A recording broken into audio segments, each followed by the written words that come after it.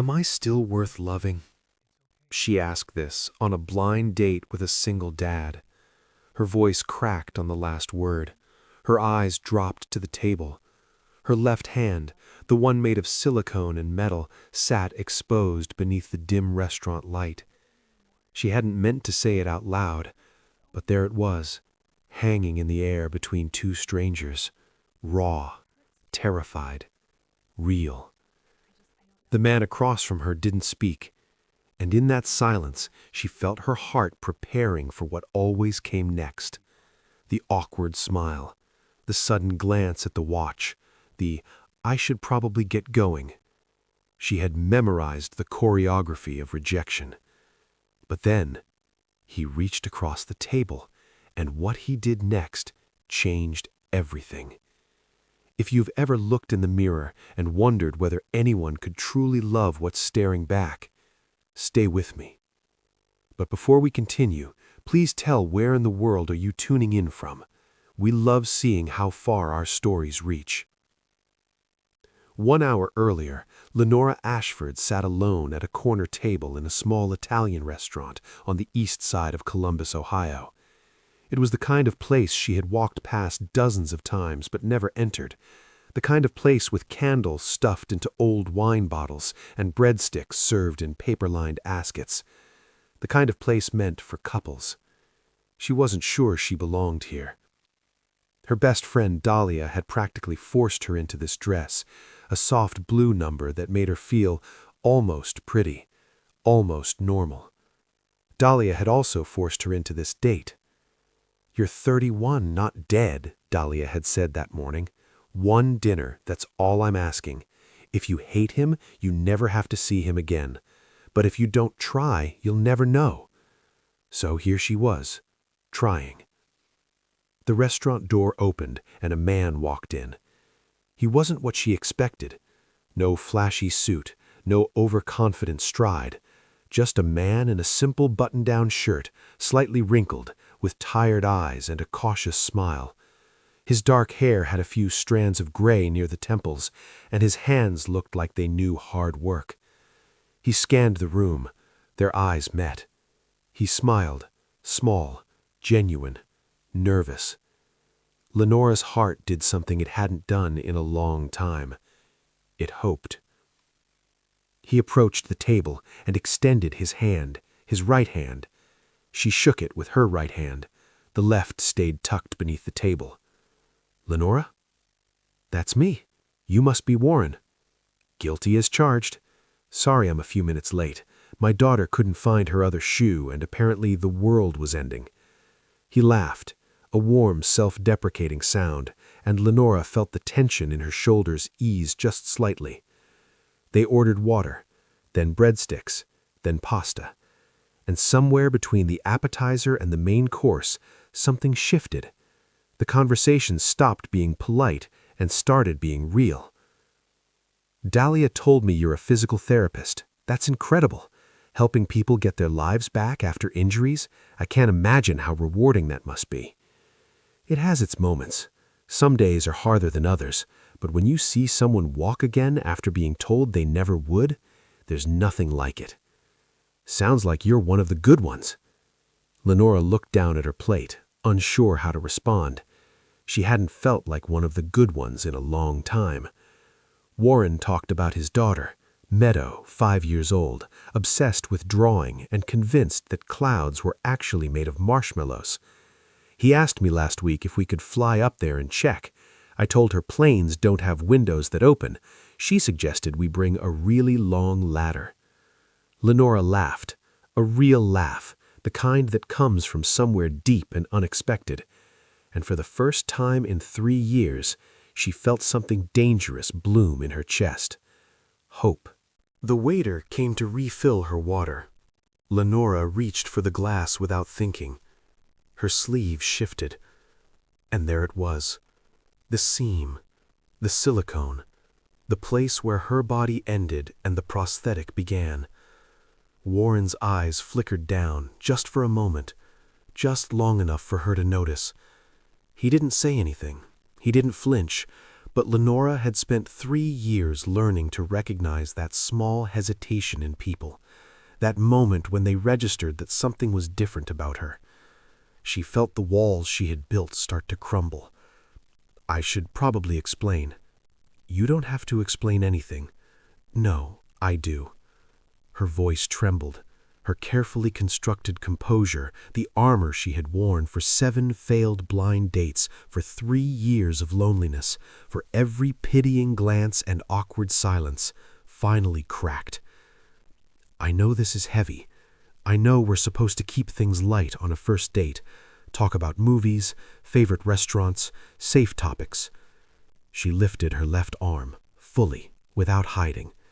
"But I'm 31 years old, and I've been on 7 blind dates in the past year, and every single one of them ended the same way." Her eyes glistened in the candlelight. "They see this, and something changes. I can feel it, like a door closing behind their eyes, like I've suddenly become less than what I was 5 seconds ago." She shook her head slowly. "I wasn't always like this. 3 years ago, I had 2 hands. I had a normal life. I had a future that made sense. And then I lost it all in one afternoon." And then came the question, barely a whisper, fragile, terrifying, real. "Am I still worth loving?" The question hung in the air between them. Warren set down his fork. He didn't look away. He didn't rush to fill the silence with empty reassurance. He waited. Because sometimes questions like that need room to breathe before they can be answered. 3 years ago, Lenora worked at a rehabilitation center in downtown Columbus. It was a Friday in late November, the kind of gray, cold afternoon that made you want to go home early and curl up with something warm. But Lenora had stayed late. An elderly patient, Mr. Castellano, 78 years old, recovering from hip surgery, needed extra help with his exercises. His family was coming to visit the next day, and he wanted to surprise them by walking across the room without his walker. "One more time, Mr. Castellano. You've got this." The building was old, over 70 years old. The heating system had been failing for months, and everyone had filed complaints, but nothing had been done. No one thought it was urgent. No one thought it mattered. Until the boiler in the basement ruptured. The blast sent fire and debris tearing through the lower floors. Lenora was on the 2nd floor when it happened. Within seconds, the hallway filled with thick black smoke. She couldn't see. She couldn't breathe, but she could hear Mr. Castellano calling out from the therapy room behind her. "Help! Someone, please!" The emergency exit was 20 feet ahead of her. She could have made it. She could have saved herself. But Lenora didn't run forward. She ran back. The ceiling had partially collapsed. A heavy beam blocked the doorway. Mr. Castellano was trapped beneath a section of fallen drywall, disoriented and terrified. Lenora didn't hesitate. She climbed over the debris, pulled him free with every ounce of strength she had, dragged him toward the emergency stairwell as the fire roared behind them. They were almost out, almost safe. And then another section of the ceiling gave way. Lenora shoved Mr. Castellano through the stairwell door with both hands. He stumbled through, coughing, alive. But the debris caught her left arm. Twisted metal, burning insulation, weight she couldn't lift. She screamed, not for herself, but in frustration, in desperation because she couldn't move. Firefighters reached her 11 minutes later. By then, the damage was done. The nerves, the blood vessels, the bone, all beyond saving. 3 days later, Lenora woke up in a hospital bed. Her mother was crying beside her, and where her left hand used to be, there was only silence. The doctors told her she was lucky to be alive. The firefighters called her a hero. Mr. Castellano's family sent flowers and cards and tearful thank you notes. But none of that changed what she saw when she looked in the mirror. A woman who used to be whole. a woman who wasn't sure what she was anymore. The months that followed were the hardest of her life. Physical therapy, adjusting to the prosthetic, learning how to button a shirt with one hand, learning how to cook, learning how to explain to strangers why she looked different, and worst of all, learning how to date. 7 blind dates in 1 year. 7 times she had allowed herself to hope. 7 times she had watched that hope die in someone's eyes the moment they noticed her hand. She had started to believe that maybe love wasn't in the cards for her anymore. Maybe she had used up all her chances on that November afternoon when she chose to run back instead of forward. Maybe some people just aren't meant to be loved. When Lenora finished speaking, the candle between them had burned down another inch. Warren hadn't interrupted, hadn't offered platitudes, hadn't looked away.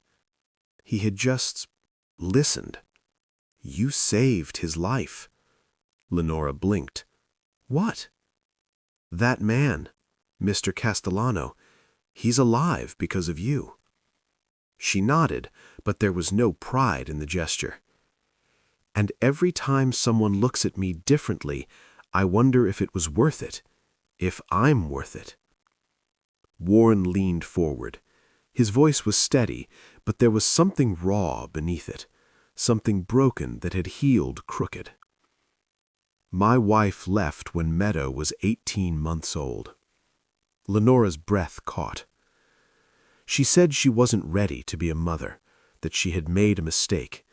She walked out one morning while I was giving Meadow her bottle, and she never came back. No warning, no goodbye, no forwarding address. Just gone. He paused, his jaw tightened.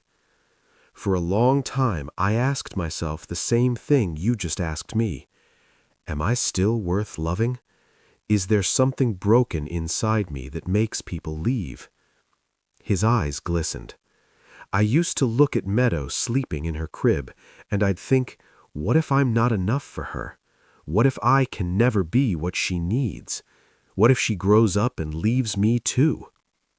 He fell silent for a moment, lost in memories that still carried weight. The sleepless nights, the doubt that crept in during the quiet hours, the fear that he was somehow fundamentally unlovable. But then he looked at Lenora, really looked at her, and something in his expression shifted. Slowly, deliberately, Warren reached across the table. His fingers found hers, the real ones, the ones that could still feel, and he held them gently. But here's what I've learned, Lenora. Being worth loving isn't about being whole. It's not about having all the pieces in the right places. It's about being honest. It's about showing up even when you're terrified. It's about sitting across from a stranger and asking a question that brave. Lenora stared at him. No one had ever responded this way. No one had ever met her vulnerability with their own. I don't care about your hand. I care about what's underneath it. I care about the woman who ran back into a burning building because someone needed help. I care about the woman who's been rejected 7 times and still had the courage to try an 8th. He squeezed her fingers. So yes, Lenora, you're still worth loving. You always were. You just needed someone brave enough to see it. For a long moment, she couldn't speak. Her throat was tight. Her eyes burned with tears she had been holding back for 3 years. No one had ever said those words to her. No one had ever made her believe them. But sitting across from this man, this single father who understood rejection and loneliness and the fear of not being enough, she felt something shift inside her. A door that had been locked for so long, finally beginning to open. They didn't kiss that night at the restaurant. They didn't need to. Something deeper had formed between them. Something built on broken pieces finally finding where they fit. Over the following months, Lenora and Warren saw each other often. Coffee shops and bookstores, long walks through quiet parks, late-night phone calls that lasted until one of them fell asleep mid-sentence.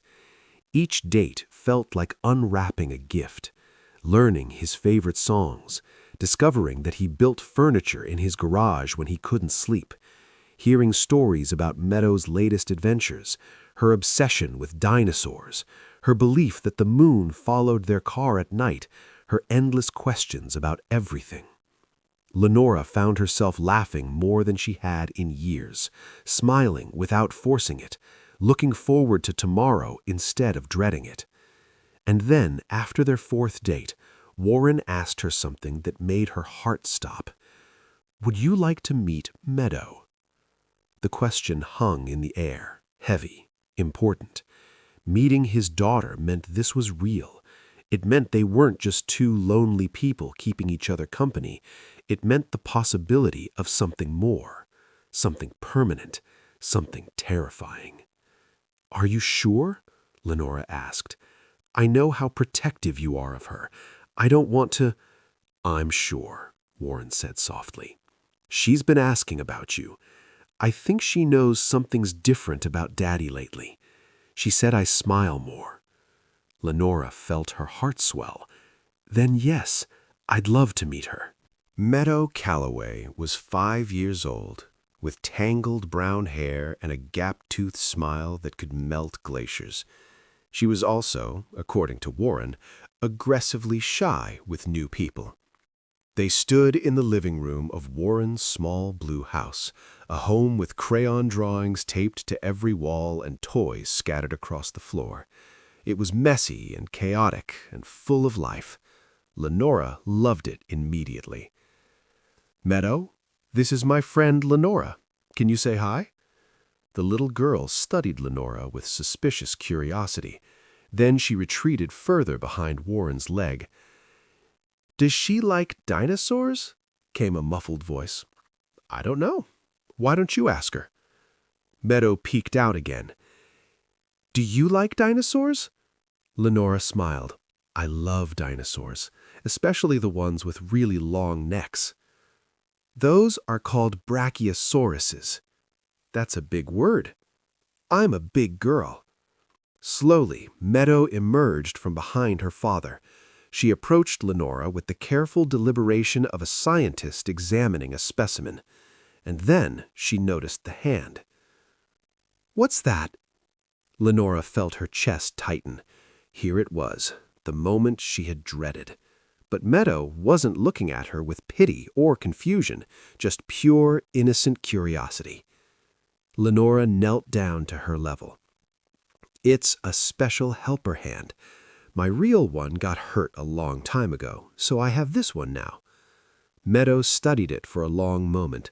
She tilted her head, furrowed her brow. "Can it wave?" Lenora blinked. Then slowly she lifted the prosthetic and made it wave. Meadow's face broke into a grin. "Cool!" And just like that, with one word from a 5-year-old girl who thought clouds were made of marshmallows, the fear Lenora had carried for 3 years began to loosen its grip. Children don't see flaws the way adults do.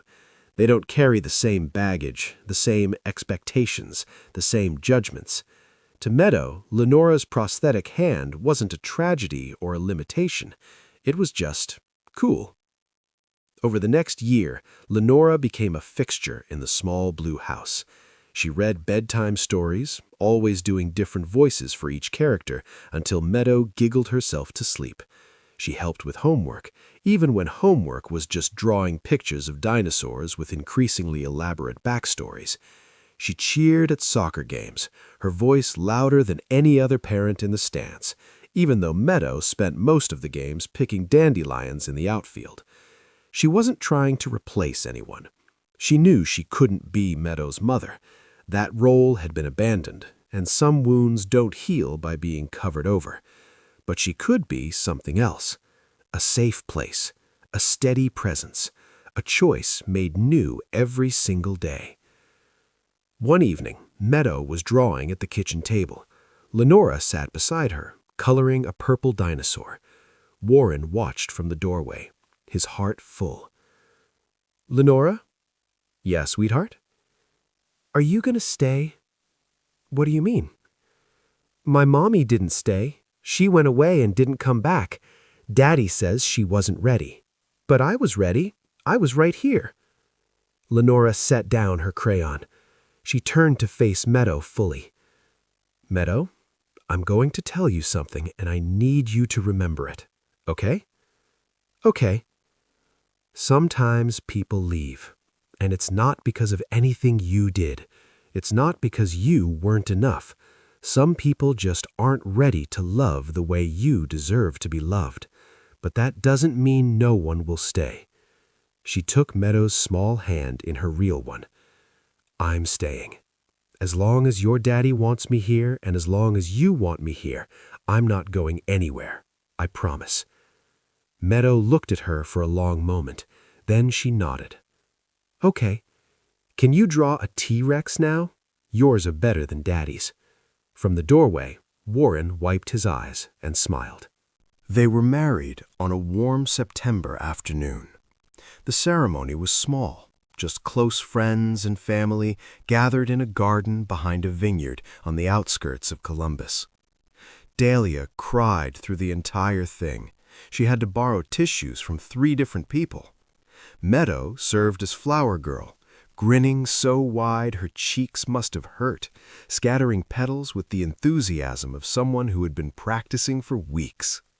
And Lenora wore a sleeveless dress. No long sleeves to hide behind, no careful positioning to keep her left side out of photographs. Just her, all of her, standing in the sunlight without apology. Because she no longer needed to hide. Warren held her hands, both of them, as he spoke his vows. Lenora, a year ago, you sat across from me in a little Italian restaurant and asked me a question. You asked me if you were still worth loving. His voice wavered. I gave you an answer that night, but words are easy. So instead of telling you again, I want to make you a promise. I promise to spend the rest of my life showing you that answer, every day, in every way I can, until you never have to ask that question again. Lenora's tears fell freely now. Warren, before I met you, I thought my story was over. I thought the best parts of my life were behind me, that I'd used up all my chances the day I lost my aunt. But you taught me something I didn't know I needed to learn. She glanced down at Meadow, then back at Warren. You taught me that broken things can still be beautiful, that starting over isn't giving up, and that the right person won't ask you to be whole. They'll just love the pieces you have left. She smiled through her tears. So thank you for seeing me, for choosing me, for proving that the answer to my question was always yes. That evening, as the sun set over the vineyard and the string lights flickered to life, 3 people danced beneath the stars. A carpenter who had been abandoned and learned to build something new anyway. A little girl who had been left behind and chose to believe in staying.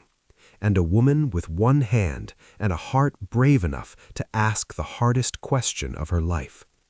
They weren't a perfect family, but they were a family, and that was more than enough. Lenora still has hard days, days when phantom pain shoots through a hand that no longer exists, days when she catches strangers staring and feels that old familiar shame creeping back. But those days are fewer now, and when they come, she's not alone. She has Warren, who still looks at her like she hung the moon, even when she's half asleep and hasn't brushed her hair. She has Meadow, who is now 7 and has declared that Lenora's prosthetic hand is the coolest thing ever and wants to design a better one when she grows up. She has a life she never thought she'd have, a family she never thought she deserved, and she has an answer. 3 years ago, Lenora Ashford ran into a burning building and lost a part of herself. But somewhere along the way, In a quiet restaurant, in a small blue house, in the innocent acceptance of a 5-year-old girl, she found something she didn't know she was looking for. She found proof that worth isn't measured in what you've lost. It's measured in what you're brave enough to still give. Am I still worth loving? She asked that question once on a blind date with a single dad, her voice trembling with 3 years of rejection and fear. And the answer, the real answer, wasn't in his words that night. It was in everything that came after. The second date, the third, the fourth. The little girl who thought her helper hand was cool. The wedding in the vineyard. The family they built together. Yes, Lenora, you were always worth loving. You just needed to meet someone brave enough to prove it. And that's the story, not of a woman who was broken and fixed, but of a woman who was broken and chose to keep going anyway, who asked the hardest question and found the courage to accept the answer. If you've ever felt like your scars make you less lovable, if you've ever wondered whether anyone could truly see past your wounds and want what's underneath, I hope this story reminds you of something important. You are not your worst day. You are not the pieces you've lost. You are every brave choice you've made since then. And somewhere out there, someone is waiting to love exactly who you are. If this story touched your heart, take a moment to share it with someone who might need to hear it today. Hit that subscribe button and turn on notifications so you never miss another story from Soul Tales. And leave a comment below. Have you ever felt like you weren't worth loving? What helped you realize you were wrong? I'll see you in the next one.